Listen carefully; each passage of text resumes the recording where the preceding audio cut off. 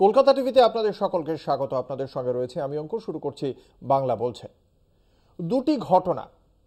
একজন stand up comedian Kunal কামরা, তিনি মহারাষ্ট্রে একটি তার অনুষ্ঠান করছিলেন এবং সেই অনুষ্ঠানে প্যারোডি গানের মাধ্যমে তিনি কেন্দ্রের বিজেপি সরকারের মন্ত্রী বা মহারাষ্ট্রের বিজেপি সরকারের জোটসঙ্গী শিবসেনার নেতা উপমুখ্যমন্ত্রীকে নাম না করে তিনি কটাক্ষ করেন তার সেই পুরো যে কমেডি করছিলেন, যে প্যারোডি গান করছিলেন তার মধ্যে।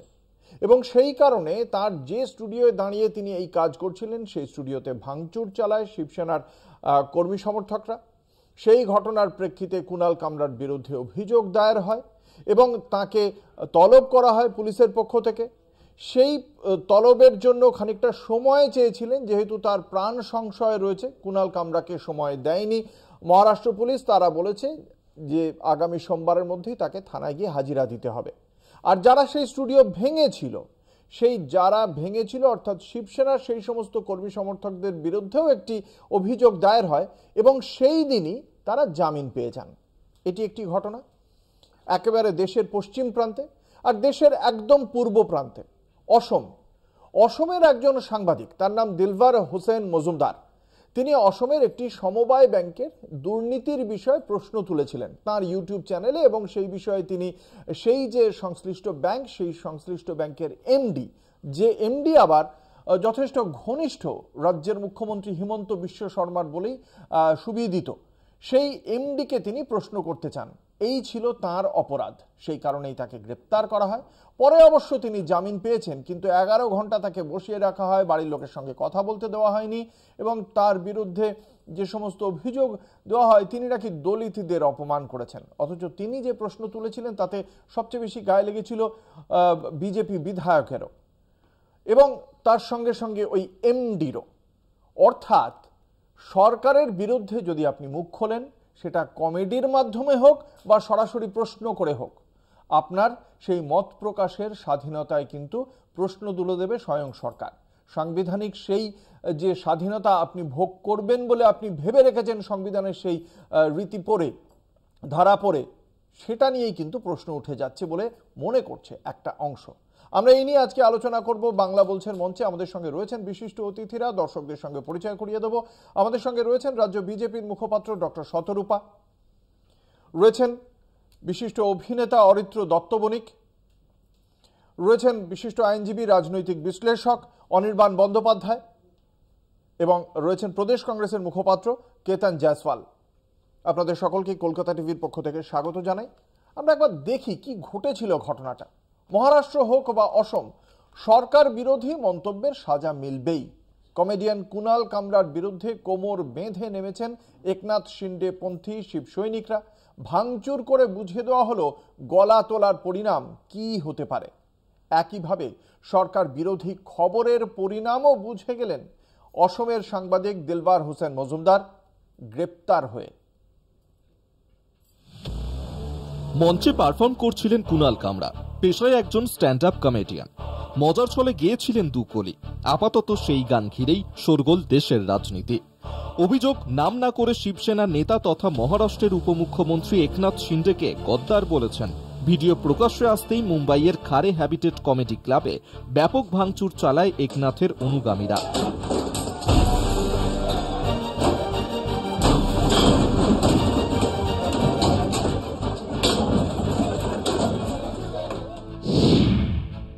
ভিডিওর সময়সীমা মাত্র 2 মিনিট, অথচ 2 মিনিটের ভিডিও নিয়েই যাবতীয় বিতর্ক। কুনাল কামরাকে দেশ ছাড়া করার হুমকি শিবসেনা সাংসদ নরেশ মাহাসের। कुणाल कामरा ये भाड़ोत्री कॉमेडियन कुछ पैसे के लिए हमारे ऊपर टीका टिप्पणी कर रहे हैं, हमारे नेता के ऊपर टीका टिप्पणी कर रहे हैं। कुणाल कामरा, अब तुम महाराष्ट्र नहीं हिंदुस्तान में भी अभी घूम नहीं सकते। हमारे शिवसैनिक है ना, आपको आपकी जगह दिखाएंगे। কমেডিয়ানের বিরুদ্ধে আইনি ব্যবস্থা নেওয়ার হুঁশিয়ারি মহারাষ্ট্রের মুখ্যমন্ত্রী দেবেন্দ্র ফডনবিসের। मैं ये मानता हूं कि कॉमेडी करने का भी अपना अधिकार है, व्यंग कसने का भी अधिकार है। हमारे ऊपर भी चाहे जितना व्यंग कसिए, इसमें कोई किसी को दर्द नहीं है। लेकिन अगर जानबूझकर अपमानित करने का और इस प्रकार से इतने बड़े नेताओं को बदनाम करने का काम अगर कोई करेगा तो मुझे ऐसा लगता है कि उसको सहन नहीं किया जाएगा। उस पर जो भी কানুনন কারবাই হয় ও কারবাই কি যায়। বাক স্বাধীনতার কথা তুলে যারা অন্যকে আঘাত করে তাদের বিরুদ্ধে আইনি ব্যবস্থা হওয়া উচিত, দাবি উত্তরপ্রদেশের মুখ্যমন্ত্রী যোগী আদিত্যনাথের।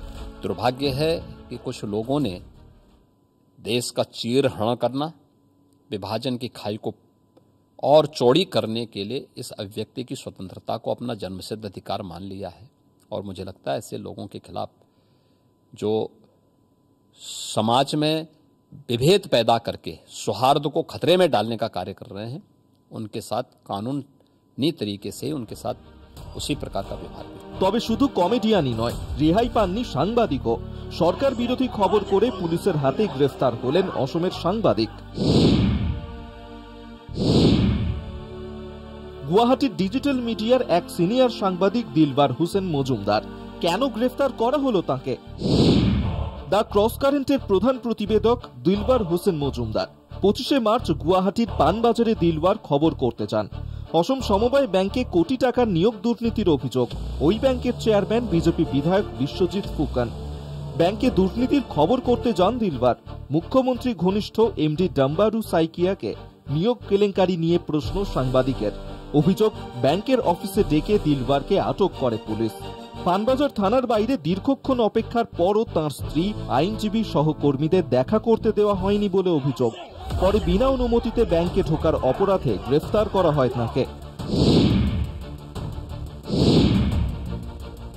সাংবাদিক দিলবার হোসেন মজুমদারকে গ্রেফতারের প্রতিবাদে বুধবার গুয়াহাটি প্রেস ক্লাবের সঙ্গে সহমত প্রকাশ করে বিবৃতি দেয় press club of India.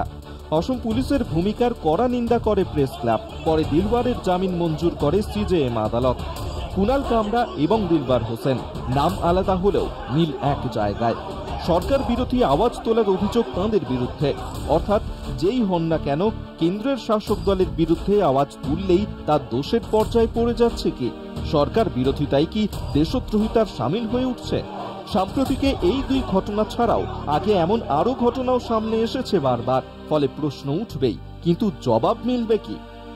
Kolkata TV.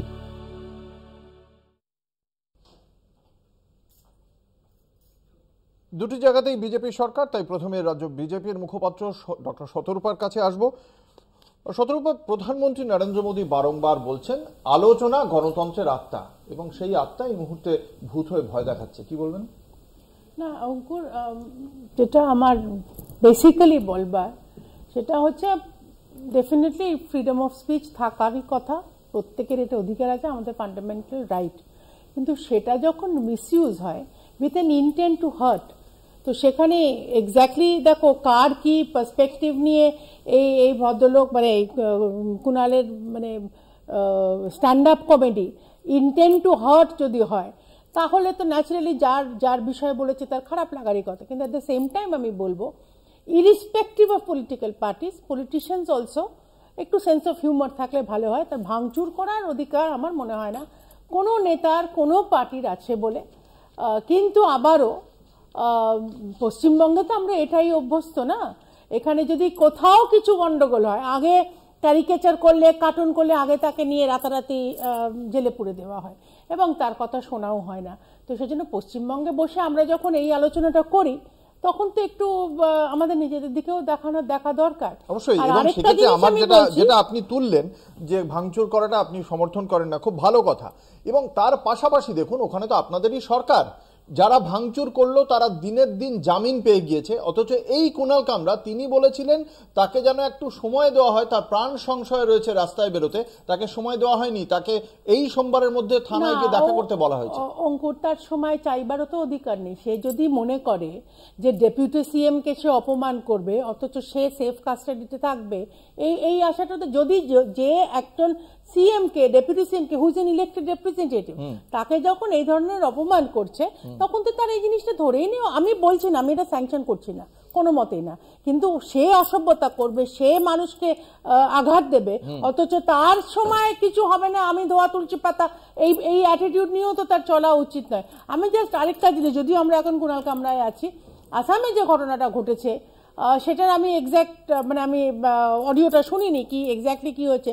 আমার মনে হয় সোশ্যাল মিডিয়ার এই দুর্ব্যবহারটা না করে আরটিআই করুক। নিশ্চয়ই মনে হতে পারে যে কোনো একটা অসুবিধাটা কোথায়, আমি বলছি তো আজকে দেশের এখন আরটিআই হয়ে যাবার পর, রাইট টু ইনফরমেশন হয়ে যাবার পর প্রত্যেকের অধিকার আছে যে কোনো ব্যাপারে উত্তর চাইবার এবং উত্তর দিতে বাধ্য যে কোনো সরকার। তো এইখানে সোশ্যাল মিডিয়ায় এগুলো একটা লুজ কমেন্টস করে এবং সেই জিনিসটা ভাইরাল হবে। এটা ইউটিউব চ্যানেল, তো দ্যাট ইজ সোশ্যাল মিডিয়া না? না সোশ্যাল মিডিয়া। আমি বলছি কি হয়েছে ঘটনাটা, কোনো লুজ কমেন্ট করেনি। ইউটিউব চ্যানেলের সাংবাদিক সেই সাংবাদিকতার স্বার্থে সেখানকার এমডি কে দুর্নীতি নিয়ে প্রশ্ন করতে গিয়েছিলেন। তো প্রশ্নটা আজকে তুমি যেহেতু না নিশ্চয়ই করবে, আজকে তুমিও সাংবাদিক, তুমি একটা চ্যানেলের উপস্থাপনা করছো, অ্যাঙ্কারিং করছো, তো তোমাদের কোনো খবর দেখানোর আগে you need to do your homework. RTI করতে অসুবিধাটা কোথায়? কোনো খবর কোনো মিডিয়াকে কেউ গলা টিপে ধরছে না। যে আরটিআই নিয়ে কথা বলছেন সেই আইন নিয়ে অবশ্যই আসবে শতরূপার কাছে, মানে একটা লজিক করো। অবশ্যই আমি আইন নিয়ে আসবো। আগে বাকিদের বক্তব্যটা শুনে নিই। আইনের কথা যখন উঠলো তখন আইন নিয়ে কি চিন্তা ভাবনা রয়েছে এই কেন্দ্রীয় সরকারের, আমি সেই বিষয়ে আসবো। আমি আগে আসবো অনির্বাণ বন্দ্যোপাধ্যায়ের কাছে। আমি দেখেছিলাম, আমরা সকলেই জানি যে মহাত্মা গান্ধী হিন্দ স্বরাজ বইটা লিখেছিলেন, ব্রিটিশ শাসক সেটাকে ব্যান করে দিয়েছিল যেহেতু ব্রিটিশ শাসকের বিরুদ্ধে কথা লেখা রয়েছে। মানে আজকে কি সেই ব্রিটিশ শাসনের ছায়া কি এখন দেখতে পাচ্ছেন? না, অত দূরে যাওয়ার দরকার নেই। আমি তো যা দেখতে পাচ্ছি তোমার চাকরি আর রইল না, ম্যাক্সিমাম সাংবাদিকদেরও রইল না। আরটিআই অ্যাক্টিভিস্ট করা একজন হলেই হয়। আমি ভালো করি, আমাকে টাকা পয়সা দিতে পারো, মানে আরটিআই করবো। এবং চেতন তুমিও বোধহয় আরটিআই করতে পারো হয়তো।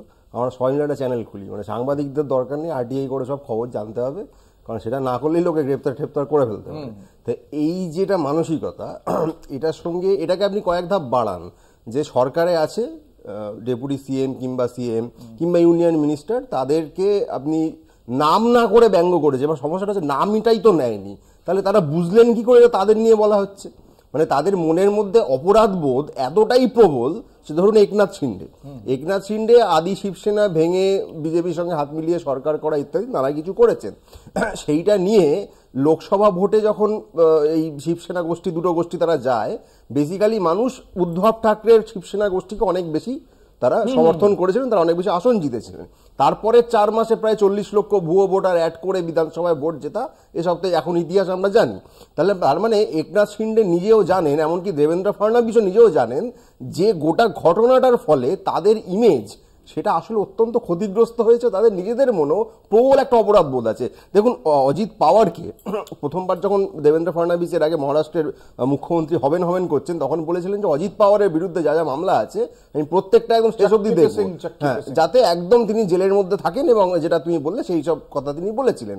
অথচ ওই ভোর 4টের সময় শপথ গ্রহণ করে যেই সরকারটা গড়লেন কয়েক ঘন্টার মধ্যে ওই সব মামলা তুলে নিয়েছিলেন। তো এই গোটা বিষয়টার মধ্যে যে একটা অপরাধ বোধ, দেখুন আমরা বাইরে রাজনীতিবিদ যারা রয়েছেন তারা অনেক কিছু ছাতি ঢুকে বলেন টলেন, কিন্তু যখন ঘরের ভেতরে যান কোথাও তো তিনি তখন একা নিজের সঙ্গে একটা বার্তালাপ চলে, তখন বোধহয় এই অপরাধ বোধগুলো ফুটে বেরোয়। সেই জায়গাটায় যদি কেউ হাসি ঠাট্টার চলে, এই কুণাল কামরার না আছে সেনা, না আছে সৈন্য, না আছে সামন্ত, তিনি কোনো রাজনৈতিক দলের লোক না, অর্গানাইজেশন তো পুরো প্রশ্নই নেই, আশেপাশে 4টে লোকও নেই তাকে সমর্থন করার মতো, মানে শারীরিকভাবে দাঁড়িয়ে যে কুণাল ভাই তোমার সাথে আছি সেটাও নেই। আমরা ম্যাক্সিমাম কি আর করছি, ফেসবুকে দুটো বড় বড় বাণী লিখছি। তো এই কুণাল কামরাকে একজন শিবসেনা নেতা বলছেন যেখানেই পাবো দেখিয়ে দেবো। আরে ভাই, তুমি একটা বড় পার্টি, ও একটা একা ইন্ডিভিজুয়াল, চাইলে তোমাকেও দেখিয়ে দিতে পারে। এটা তো ইন্ডিভিজুয়াল ভার্সেস পার্টির লড়াই হওয়ারই কথা নয়। অথচ এরা এতটাই ভীতু যে একা একটা লোক যে কি কমেডি করেছে আমি নিজে কিন্তু এখনো দেখিনি। মানে যে 45 মিনিটের ভিডিও 2 মিনিট নিয়ে এত ঝামেলা, আমি নিজেই আজ অব্দি কুণাল কামরার কোনো ভিডিও দেখিনি, এবার দেখবো। তো এই এমন কি কমেডি করলো যার ফলে তাদের এত আঘাত লাগলো, আমরা জানতে চাই, সেটা জানতে চাই। আমি কোনো রকম আপত্তি করছি না, যে কোন জায়গাটা নিয়ে একনাথ শিন্ডে বা বিজেপির আপত্তি একটু বলে দিই, যে এই জায়গার জন্য আমরা অপমানিত বোধ করছি, এটা বলে দিই। যদি তেমন খারাপ হয় আমরাও কন্ডেম করি, এটা বলুক না। কেতন জয়সওয়ালের কাছে। কেতন, যে কথা উঠলো সেই জায়গা থেকে আমি একটা বিষয় জানতে চাইছি। যে কথা বলা হচ্ছে যে পুরোটা দেখার সময় পায়নি অনির্বাণ, কিন্তু এই যে পুরোটা, তার মধ্যে একটি গান গিয়েছিলেন কুণাল কামরার গলা, মানে কিশোর কুমারকে মনে করিয়ে দেবে এমন ভাবার কোনো কারণ নেই। যারা শুনেছেন তারা জানেন তিনি নিজেও কোনোদিন এমন দাবি করেননি। কিন্তু কি আশ্চর্য দেখুন, তার এই ভিডিওটাতে কপিরাইট স্ট্রাইক দিয়ে দিয়েছে টি সিরিজ, এবং কুণাল কামরা বলছেন যে এটা খুব সহজভাবে হয়নি, যে তার গলায় তিনি একটি গান গেয়েছেন প্যারোডি করে, সেটাকে সচরাচর প্যারোডির ক্ষেত্রে, কমেডির ক্ষেত্রে এরকম কাজ হয় না, কিন্তু এবার টি সিরিজ সেইটাতে স্ট্রাইক দিয়ে দিয়েছেন যাতে এর ক্ষেত্রে এই ধরনের তার রিচ কমে যায় বা তার এটাতে মনিটাইজ করার ক্ষেত্রে কিছু সমস্যা তৈরি হয়। এই যে এরকম ভাবে আটকে দেওয়া প্রত্যেকটা ক্ষেত্রে, কেতন কিভাবে দেখছেন, কি কারণ?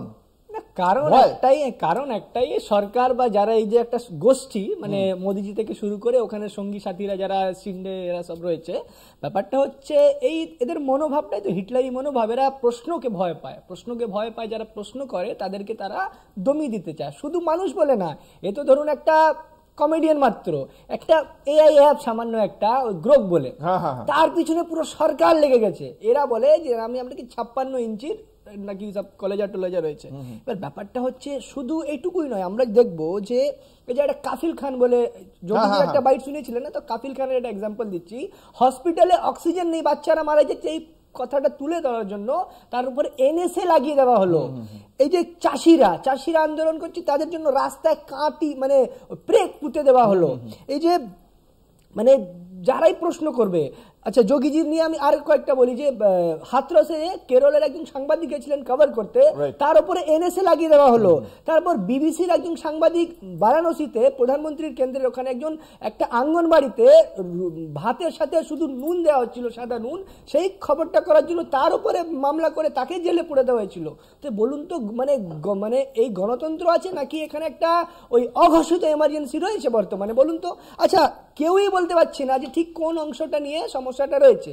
আমি বলছি, মানে আমি শুনিনি, এই মানে এই ঝামেলাটা হওয়ার পরে শুনেছি, সেখানে বলছে যে গদ্দার। এবার গদ্দার কথাটা বললে যদি ওদের পার্টির লোকজনদের যদি তার নেতার কথাই মনে পড়ে, কিছু করার নেই। যদি চোর বললাম, যদি বললাম চৌকিদার চোর হ্যাঁ, যদি বিজেপির লোকেরা নিজের মাথায় নিয়ে না, মোদিজিকে বলে না আমরা মোদিজিকে চোর বলতে পারেন না, আপনারা মোদিজিকে, আমি যদি বললাম হিটলার, যদি বলে না মোদিজিকে হিটলার বলতে পারেন না, ভাই আমরা কি করবো, আমরা তো নাম নিইনি। এবার আপনারাই প্রমাণিত করে দিচ্ছেন যে গাদ্দারকে ওই সিন্ধে, আপনারা তো প্রমাণ করে দিচ্ছেন। এবার আপনি বলুন তো, দেশে এই পরিস্থিতি ছিল না। লালু যাদব কোনো পলিটিশিয়ানকে নিয়ে যদি সব থেকে বেশি খিল্লি হয়েছে, সব থেকে বেশি হচ্ছে লালু যাদব। কোনোদিন দেখেছেন লালু যাদব কোনো জায়গায় এফআইআর করতে গিয়ে? মনমোহন সিংকে কি না, দেশের প্রধানমন্ত্রী ছিলেন, এ তো ধরুন একটা ডেপুটি সিএম। প্রধানমন্ত্রী নরেন্দ্র মোদী তৎকালীন সময় মুখ্যমন্ত্রী ছিলেন, তিনি বলেছিলেন সাইলেন্ট মোডে থাকেন। হ্যাঁ, তিনি মনমোহন বলেছেন, তিনি সোনিয়া গান্ধীকে মানে প্রধানমন্ত্রী থাকাকালীন বলেছেন যে কংগ্রেস কি বিধবা।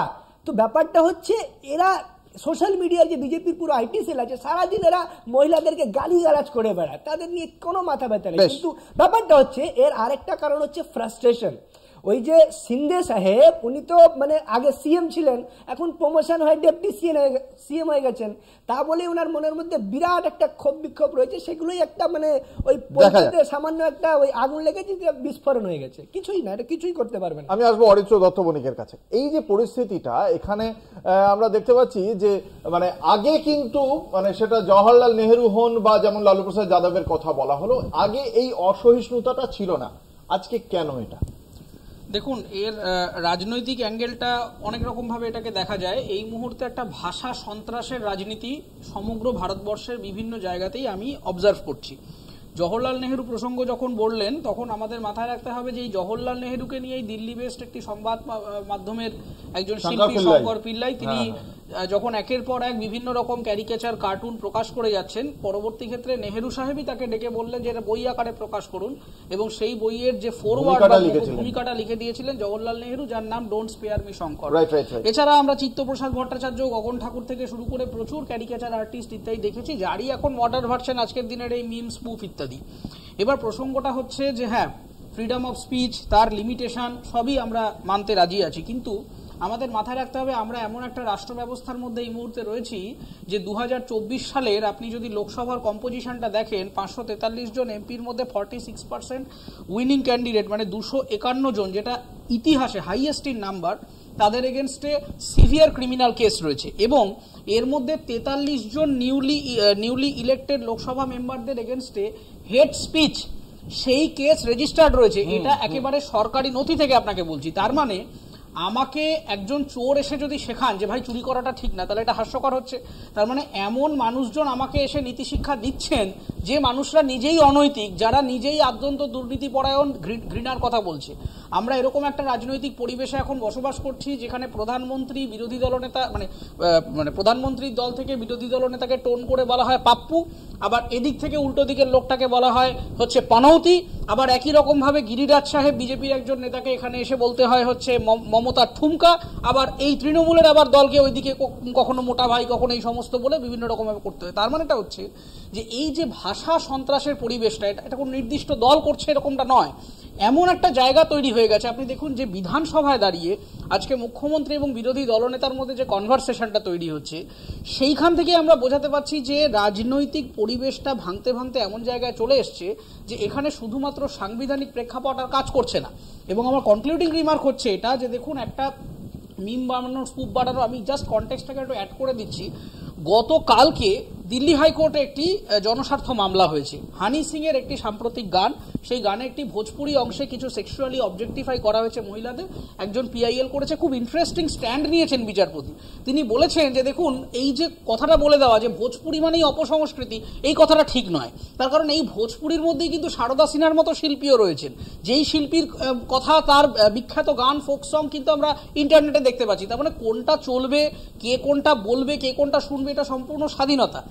এখন যে রাজনীতিটা হচ্ছে, যে রাজনৈতিক অ্যাঙ্গেলটা আমরা মিস করে যাচ্ছি, আমাদের পৃথিবীটা একটা 360 ঘুরেছে, রাজনীতির পৃথিবীটা। এক সময় প্রথম যখন আমরা প্রিমিটিভ সোসাইটি ছিলাম, তখন যারা রাজা ছিলেন বা তখন যারা শাসক ছিলেন, তারা বলতেন যে আমরা ট্রাইবালদের রাজা। ফর এক্সাম্পল, কিং জন, তিনি প্রথম যিনি বলেছিলেন যে আমি কিং অফ ইংলিশ নই, আমি কিং অফ ইংল্যান্ড। তার মানে টেরিটোরিয়াল অ্যাফিলিয়েশনের ভিত্তিতে রাজত্ব তৈরি করা। এখন আপনি যদি যে প্রতিবেদনটা দেখালেন, আপনি যদি ভালো করে খেয়াল করেন, উনি কিন্তু বলছেন যে মহারাষ্ট্রের যেখানে পাবো সেইখানে বুঝে নেব। তার মানে এইখানে আমার ক্ষমতাটা হচ্ছে এই যে মহারাষ্ট্রের ভৌগোলিক পরিধির মধ্যে আমি রাজা। তার মানে এই ভূমিটা তোমার জন্য নয়, তুমি একটা বাইরের অন্য শহরে গিয়ে করো, তুমি আমার মহারাষ্ট্রের ভূমিতে দাঁড়িয়ে মহারাষ্ট্রের মুখ্যমন্ত্রী বা উপমুখ্যমন্ত্রীকে তুমি সমালোচনা করবে, তাহলে কিন্তু তোমাকে আমি এক হাত বুঝে নেব। এই টেরিটরির ক্ষমতার রাজনীতি এখন আবার ঘুরে ফিরে আবার ওই ক্ল্যান কালচারে ফিরে আসছে। দেখা যাক, আমরা এই আলোচনায় থাকবো, শুনবো বাকিদের অভিমত। একটা ছোট্ট বিজ্ঞাপনী বিরতির সময় হয়েছে, ফিরে আসছি, সঙ্গে থাকুন।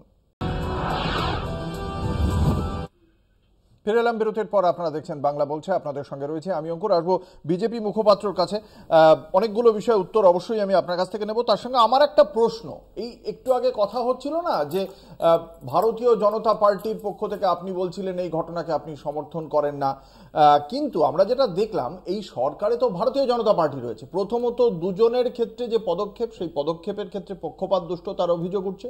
দুই, শিন্ডে শিবসেনার বিধায়ক মুরজি প্যাটেল বলে যিনি অভিযোগটা দায়ের করেছেন, তিনি বলছেন বাইরে বার করে দেব, বাইরে বেরোতে দেব না, মারধর করব।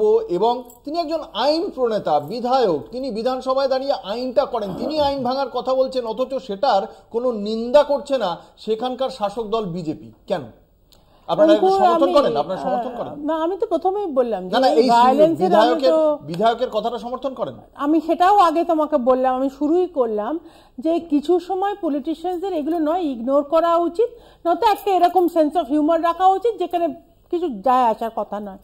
কারণ এই গাদ্দার কথাটা সত্যি সত্যি মমতা ব্যানার্জি যেরকম ভাবে লিডার অফ অপোজিশনের উপর ব্যবহার করে, লিডার অফ অপোজিশন সেটা নিয়ে রিয়াক্টই করে না। আমার মনে হয় সেরকমই হওয়া উচিত, যে যা বললো তুমি তোমার কাজ করো। সেটা নিয়ে ভাবার কি আছে?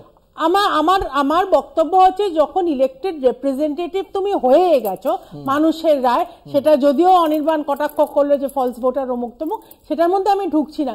যখন ইলেক্টেড রিপ্রেজেন্টেটিভ, এগুলো কিছু জিনিস you should take in your stride and ignore. আমার মনে হয় এটা আমার মত। তো এখানে যদি যেমন তোমার fundamental right, freedom to speech definitely, কিন্তু যে বলছে তারও রুচি থাকা উচিত, তারও কোনো ইন্টেন্ট টু হার্ট, তুমি ইচ্ছা করে কাউকে পিন করছো, সেটাও উচিত নয়।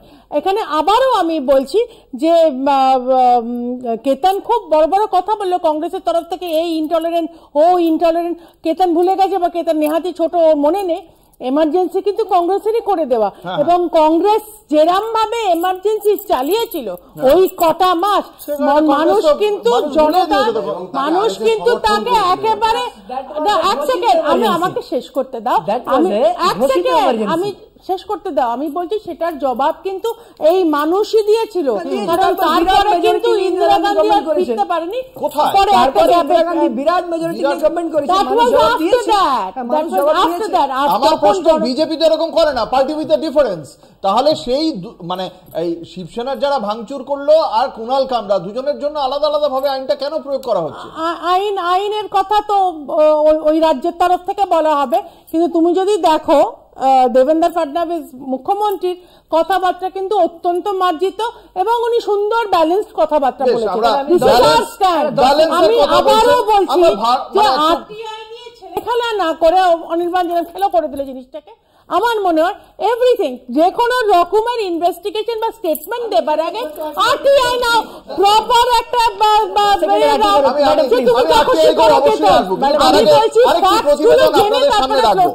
এই যে মানে আমরা সেই ক্লাসিক যে ছবি সত্যজিৎ রায়ের হীরক রাজার দেশে, সেই উদয়ন পণ্ডিত, তার কথা আমাদের মনে পড়ে যায় যে সেই ফেরার উদয়ন পণ্ডিতকে খুঁজে বের করে মগজ ধোলাই করতে চেয়েছিলেন হীরক রাজা, কারণ প্রশ্ন করে ফেলেছিলেন উদয়ন পণ্ডিত।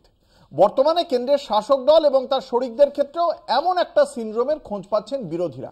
কি ব্যাপার সেটা আমরা দেখে নেব এই প্রতিবেদনের মাধ্যমে।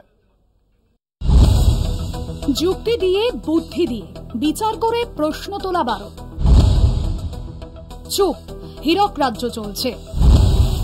হীরকের রাজাকে যতদিন ভগবান বলা হবে ততদিন সব ঠিক, না হলেই মুশকিল।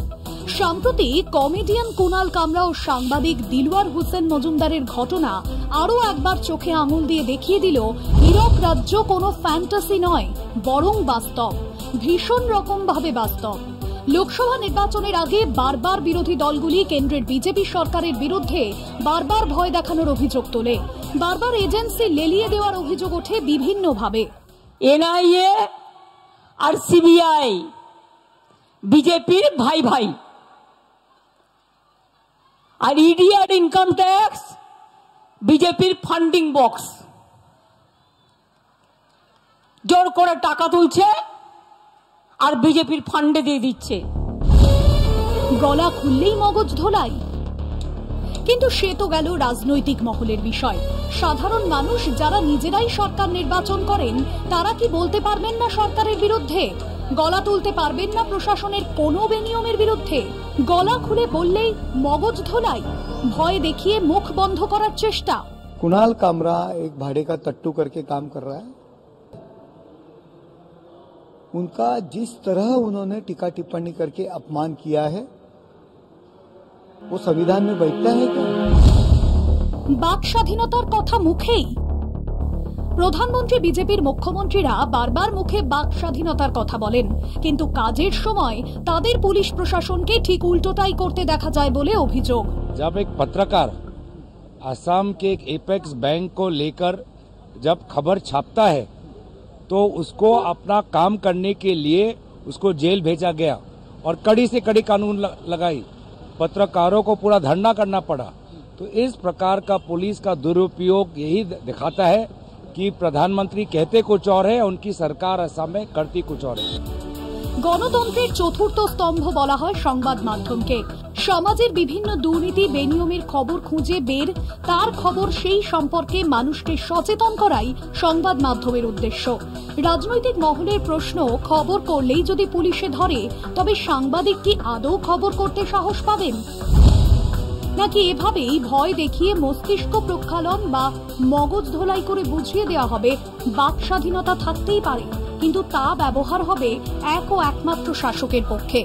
जहां तक मैं जानता हूं और मैं इस बड़े जिम्मेदारी से कह रहा हूं, देवेंद्र फडणवीस जी ने जब कंगना रनावत ने जब ये किया था, उस वक्त हमारी सरकार थी, तब देवेंद्र फडणवीस सामने से आके बोलते थे ये अभिव्यक्ति स्वातंत्र्य है और उनको उनका कहने का पूरा अधिकार है। সরকার ও প্রশাসনের বিরুদ্ধে আওয়াজ তুলে সমস্যায় কুণাল বা দিলওয়ারের মতো মানুষ। এমন উদাহরণ সারা দেশে আরো ছড়িয়ে রয়েছে।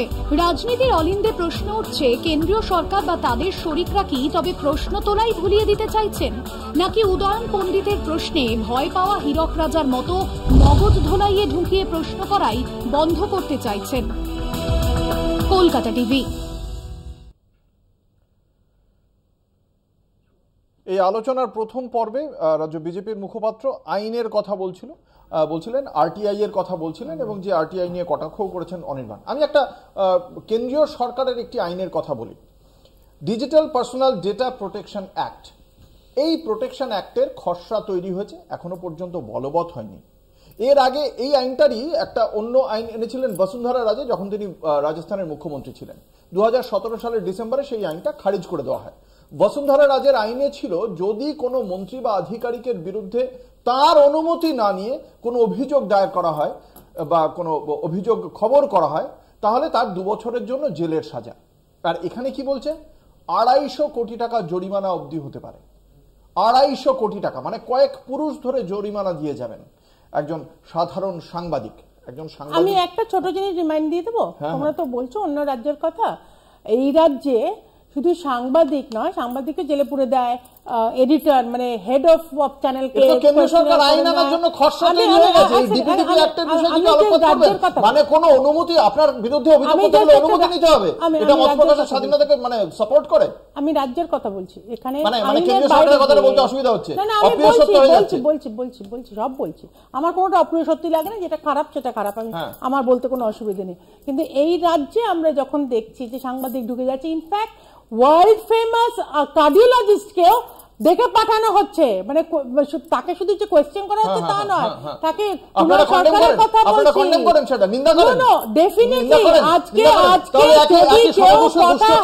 সমদোষে দুষ্ট কেন? কেন্দ্রীয় সরকার তো আইন এনে ফেলছে, সরকার তো দেখেছে। বিরোধী দলনেতা আজকেও বলেছেন এ রাজ্যে গণতন্ত্র নেই। কোথায় গণতন্ত্রটা আছে? কেন্দ্রীয় সরকার তো এই কথা বলার গণতন্ত্র। কেন্দ্রীয় সরকার কখনো কোনো সময় কারোর গলা টিপে ধরেনি। আর তুমি যদি আইনের কথা বলে থাকো, আমি জানি না এটা কোথাকার ইনফরমেশন, এই মুহূর্তে ইট ইজ নট এন আইন। তাহলে সেটাই তো তুমি বলছো, ইট ইজ স্টিল আ বিল। আদৌ সেটা পার্লামেন্টে গেছে কিনা দেখো, তারপর তো আলোচনা, তারপরে অন্য কিছু। সেইটা আমি বলছি, আমার মনে হয় যে আইনটা এনেছিলেন সেটা খারিজ হয়ে যায় ডিসেম্বর 2017-তে। পরবর্তীকালে সেই আইনটাই আরেকটু বেশি সফিস্টিকেটেড ওয়েতে কেন্দ্রীয় সরকার আনতে চলেছে, তার খসড়াটা এসে গিয়েছে। আপনি আপনার কেন্দ্রীয় সরকারকে জেনে নেবেন। অনির্বাণ বন্দ্যোপাধ্যায়, এই যে চিন্তা ভাবনাগুলো, যে একজন মন্ত্রী আধিকারিকের বিরুদ্ধে অনুমতি নিয়ে তারপরে আমরা যদি খবর করতে যাই, তাহলে কি আর খবরটা কিছু থাকবে? কি মনে হয়? না, আমি তো বুঝতে পারছি না এখানে এই বিলটা তাহলে গন্ডগোল হচ্ছে। আরটিআই করবে নাকি অনুমতি নেবে? দুটো তো একসঙ্গে হতে পারে না। হয় আরটিআই করো, মানে অনুমতি নাও। এবার এখানে এমার্জেন্সির কথা উঠছিল, তো এবার এমার্জেন্সিকে আরএসএস না সমর্থন করেছিল। কিভাবে? শর্তাধীন সমর্থন। কিরকম? তাদের যে কজনকে জেলে পুরেছিল ইন্দিরা গান্ধীর সরকার, তাদেরকে ছেড়ে দাও, এবং তারা সেখানে ওই যে সাভারকারের মধ্যে একটা মুচলেখা দিয়েছিল, ডকুমেন্ট অফ সারেন্ডার বলে সেটাকে। মানে এখানে আবার মুচলেখা 1976। আচ্ছা, তাহলে যদুনাথ সরকার যদি মিথ্যাবাদী হয়ে থাকে, রমেশ চন্দ্র মিথ্যাবাদী হয়ে থাকে, হ্যাঁ ওপরে মুচলেখা দিয়ে দিল, মুচলেখা দিয়ে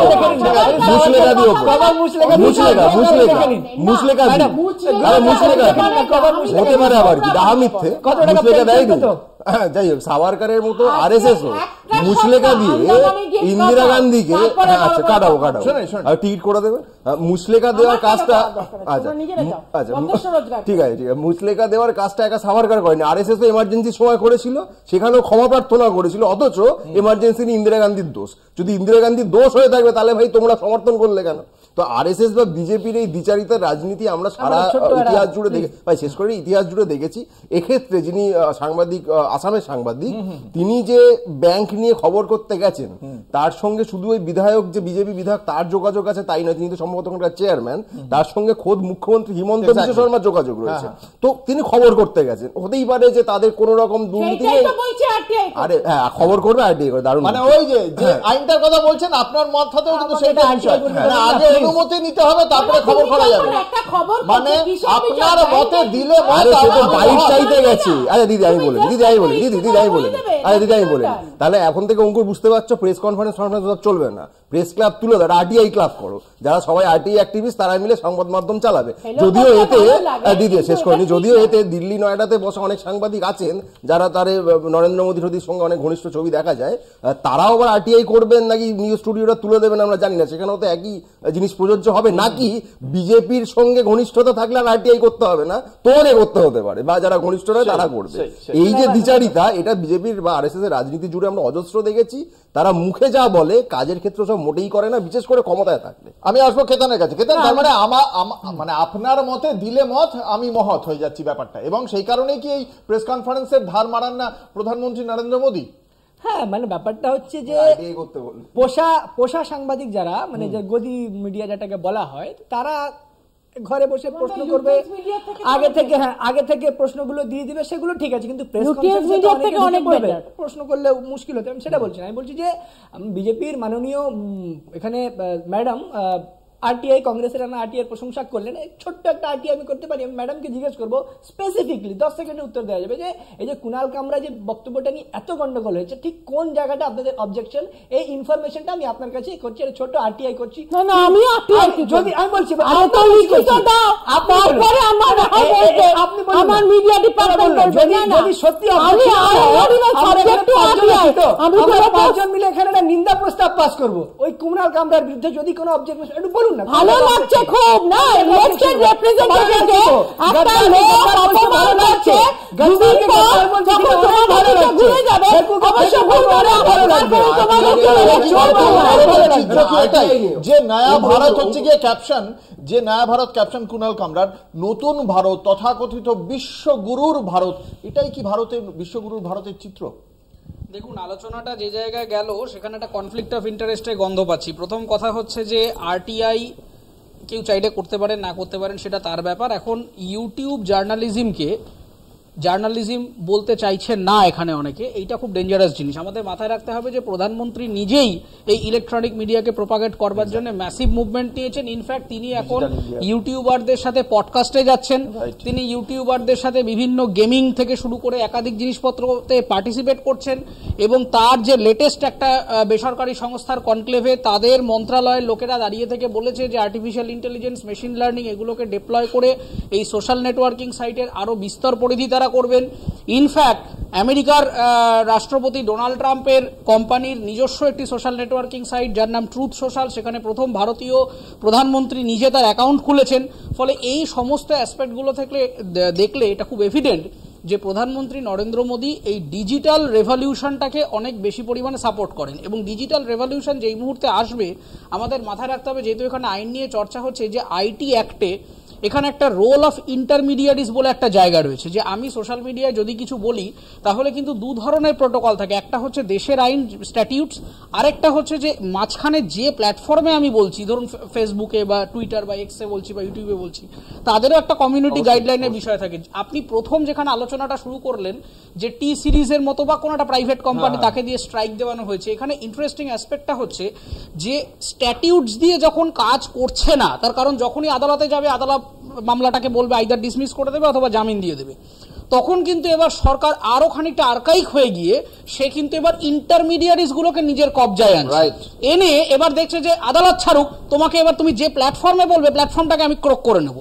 যাতে তুমি প্ল্যাটফর্মেও কথা না বলতে পারো। ফলে প্রশ্নটা এটা নয় যে কে ইউটিউবে বললো কে ফেসবুকে বললো, সোশ্যাল মিডিয়া, ইউটিউব, ব্লগিং, এই জিনিসপত্রগুলো এখন একটা ঘোষিত জার্নালিজম, এবং যত দিন যাচ্ছে এই ধরনের জিনিসগুলোকে সমাজে অ্যাকসেপ্ট করা হচ্ছে। দীর্ঘ বছর পরে আমাদের পশ্চিমবঙ্গের প্রেস ক্লাবে কিন্তু ভিডিও জার্নালিস্ট, ফটো জার্নালিস্টরা জায়গা পেলেন। আমি নিশ্চিত যে আরো কিছুদিন বাদে এই ডিজিটাল জার্নালিজমটাকেও খুব সগ্রহে আমরা প্রেস ক্লাবের মধ্যে অংশগ্রহণ করাতে পারবো। এবং এই জায়গাগুলো আপনি দেখুন, নিউজ চ্যানেল ছাড়াও কত ছোট ছোট ইউটিউব ব্লগার যারা নিজেদের মতো করে অ্যানালিসিস করছেন, এই জায়গাগুলোকে যদি অস্বীকার করতে আরম্ভ করি যে না এখানে প্রশ্ন করা যাবে না, প্রশ্ন করলে তোমাকে পার্লামেন্টে প্রশ্ন করতে হবে বা কোর্টে প্রশ্ন করতে হবে, তাহলে কিন্তু আমার বারণ করেন, শুধু বলছি মিথ্যে কথাটাকে প্রপাগেট না করতে।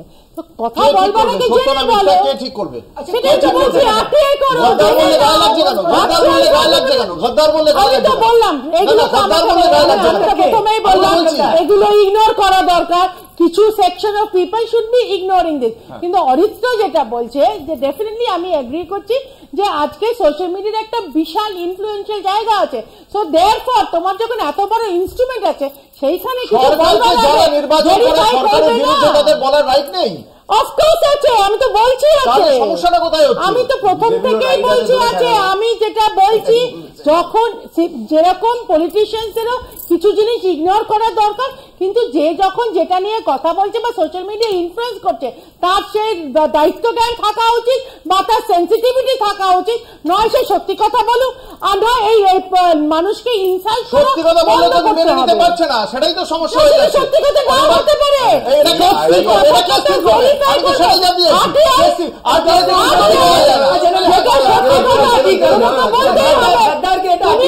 মিথ্যা কথা সেটা তো অন্য কথা, সেটা তো আমি বললাম। তোমরা যেটা নিয়ে লাফাচ্ছ না সেটা একেবারে নন ইস্যু, কমপ্লিট নন ইস্যু। যেটা বলছেন যে আরটিআই মাননীয় প্রধানমন্ত্রী শিক্ষাগত যোগ্যতা এটা আরটিআই প্রায় 10 বছর আগে করা হয়েছিল, সে আরটিআইটার জবাব কি পাওয়া গেছে? না, আগে না। বলুন জবাবটা কি, বলুন। আরটিআই দেবে 10 বছর হয়ে গেছে, দিল্লি ইউনিভার্সিটি বলেছে আমরা দেখাবো না, inter political science Delhi university বলে যে আমরা দেখাবো না, এই তো আরটিআই। এবার অঙ্কুর বলো এই কথাগুলোর কোনো মানে হয় না, কেন মানে নেই? তাই মাননীয় প্রধানমন্ত্রী শিক্ষাগত যোগ্যতা কি বলে দিন?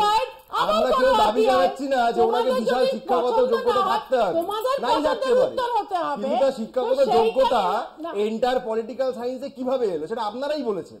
আপনাদের নেতা তোমাদের মুখ্যমন্ত্রী ডাবল পিএইচডি আছে কোথা থেকে?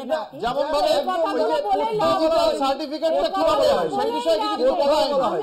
প্রধানমন্ত্রীর যে ডিজিটাল সার্টিফিকেটটা কিন্তু আমরা জানি না। আবার করো শতরূপা, আপনি কি জানেন প্রধানমন্ত্রীর ডিজিটাল সার্টিফিকেটটা কিভাবে এলো? না না, আজকে ডিজিটাল ক্যামেরা তার হাতে অনেক আগে তিনি ইউজ করে ফেলেছেন 90s এর আগে। আজকে মাননীয় প্রধানমন্ত্রী যেকে বিশ্ববরেণ্য প্রধানমন্ত্রীকে নিয়ে যদি এরকম পার্সোনাল একটা পোস্ট হয়,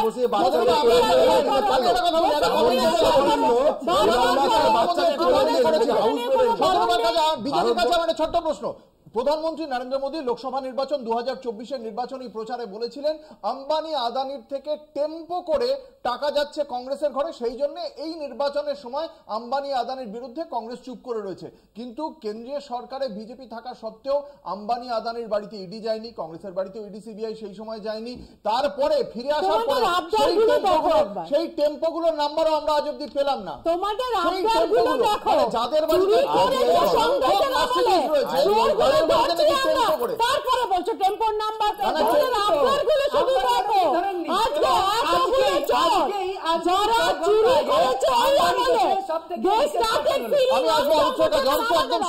একদম শেষ প্রশ্ন, এখন কি তাহলে মনে হচ্ছে যে প্রশ্ন তোলাই ভুলিয়ে দিতে চাইছে সরকার? না, প্রশ্ন তোলা ভুলিয়ে দিতে চাইছে না। যেটা অ্যালার্মিং দিকে চলে যাচ্ছে সেটা হচ্ছে একটা বড় কনস্টিটিউশনাল রিফর্মের দিকে যাচ্ছে, এবং যেহেতু বড় কনস্টিটিউশনাল রিফর্ম করা যাচ্ছে না, বেসিক স্ট্রাকচার ডক্ট্রিনটা অ্যাপ্লাই হয়ে যাচ্ছে, সেই জন্য কিন্তু আশপাশের ছোট ছোট অ্যাট্রিবিউটগুলোকে কখনো প্রেস লতে হাত পড়ছে, কখনো কিন্তু আমাদের এই ডিজিটাল পার্সোনাল ডেটা প্রোটেকশন অ্যাক্টে হাত পড়ছে, কখনো ব্যাংকিং লতে হাত পড়ছে। এই যে প্রত্যেকটা জায়গায় মানে কখনো এই যে আধারকে সুপ্রিম করে দেওয়ার চেষ্টা, কখনো হচ্ছে আপনার এই বিভিন্ন ফোন নাম্বার লিঙ্ক করে ইত্যাদি করে দেওয়ার চেষ্টা, এই জায়গাগুলোতে আপনার যে আইডেন্টিটি, আপনার যে মানে এই মুহূর্তে সরকারের একটা মেজর যেটা অ্যাঙ্গেল, রাজনৈতিক অ্যাঙ্গেল দিয়ে আমি কনক্লুড করছি, সেটা হচ্ছে যে কোনো জায়গায় যদি ন্যাশনালিজমকে প্রমোট করতে হয় তাহলে একটা কিন্তু হোমোজিনিয়াস কালচারকে প্রমোট করতে হবে। এবার এখন যে ন্যাশনালিজমটা চলছে সেটা সবকটা আপনি দেখুন ভাষা নিয়ে, আপনি সংস্কৃতি নিয়ে, পোশাক নিয়ে, খাওয়া দাওয়া নিয়ে, কে কি বলবে, কে কি করবে, এই সমস্ত জায়গায় যতক্ষণ না পর্যন্ত একটা ইউনিফর্ম হোমোজিনিয়াটি থাকছে ততক্ষণ পর্যন্ত কিন্তু রাষ্ট্রবাদকে প্রচার করা যাচ্ছে না। সেই জায়গায় কিন্তু এটা একটা অ্যালার্মিং ইস্যু। আমার মনে হয় সবার আগে সংবিধানে অনেক কিছুই লেখা আছে কিন্তু কাজে কর্মে হচ্ছে না। যদি কাজে কর্মে করাতে হয়, কনস্টিটিউশন নিজে কখনো কাজ করতে পারে না, কনস্টিটিউশনকে কাজ করাতে জানতে হয়। সেই করাবে কারা? করাবে হচ্ছে লেজিসলেশন। আজকে যে ইডিসিবিআই নিয়ে আপনি প্রশ্ন করছেন, 1% কনভিকশন রেটও দেখাতে পারছে না এনফোর্সমেন্ট ডিরেক্টর পার্লামেন্টে বসে। ফলে সেই জায়গায় আজকে জুডিশিয়ারির উপরে মানুষ ভরসা করতে পারছে না, জাজের বাড়িতে কোটি কোটি টাকা পাওয়া যাচ্ছে। ফলে এই জায়গাগুলো থেকে আমাদের কনস্টিটিউশনকে যদি কাজ করাতে হয় তাহলে সেটা সকলের কণ্ঠস্বর প্রতিফলিত হতে হবে, তবেই সেই সংবিধান কাজ করবে। কণ্ঠস্বর প্রতিফলনের জায়গাটা তৈরি হচ্ছে কিনা, নাকি ওই জায়গাতে এসেই থেমে যাচ্ছে যে আপনার মতে দিলে মত আমি মহৎ? এখন আমরা কলকাতা টিভি এখনো পর্যন্ত সেই জায়গায় যাইনি, আমরা সব জায়গাতে এখনো পর্যন্ত প্রশ্ন করে যাচ্ছি। দেখা যাক আমাদের ওপর আবার কোন পদক্ষেপ করে এই ঘটনার প্রেক্ষিতে সরকার, সেদিকে আমাদের নজর অবশ্যই থাকবে। আমাদের আজকের এই আলোচনায় উপস্থিত ছিলেন ডক্টর শতরূপা, অরিত্র দত্ত বণিক, অনির্বাণ বন্দ্যোপাধ্যায়, কেতন জয়সওয়াল। আপনাদের প্রত্যেককে আপনাদের মূল্যবান মতামতের জন্য অসংখ্য ধন্যবাদ। শেষ করছি আজকের বাংলা বলছে। দেখতে থাকুন কলকাতা টিভি, রাত দিন 7 দিন।